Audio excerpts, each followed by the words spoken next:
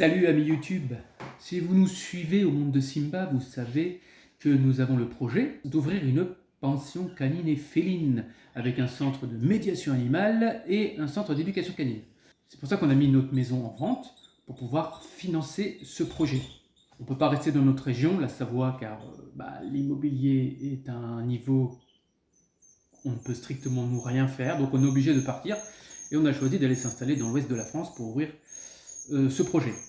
Mais il y a des choses à faire avant, à respecter. Déjà, il faut qu'on trouve l'endroit. Mais avant de trouver l'endroit, il faut connaître quelle est la législation en vigueur. Donc pour ouvrir une pension canine, et nous, on souhaite avoir une autorisation entre 10 et 49 chiens, et déjà, il faut faire une déclaration à la DDPP.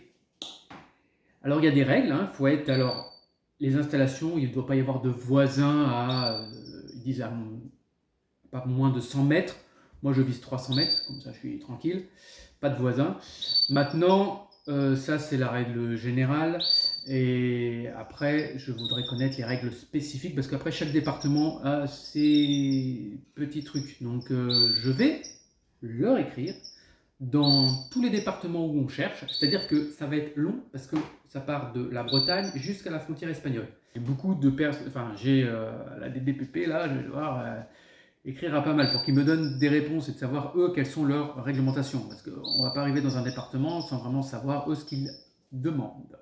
Donc c'est ce que je vais faire maintenant. Eh bien c'est parti. Cher DDPP. Bon, ça c'est pas terrible ça. On va essayer de faire ça plus professionnel quand même.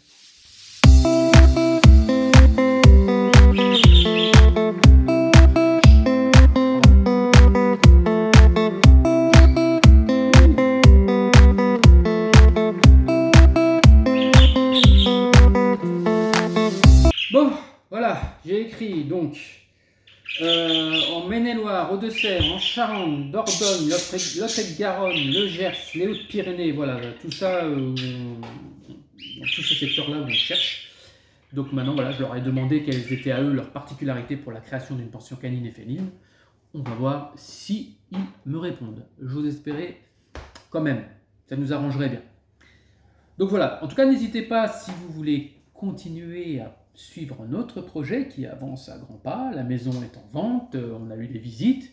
On va partir prochainement à la recherche, dès qu'on a vendu la maison, à la recherche de cet havre de paix pour cette création.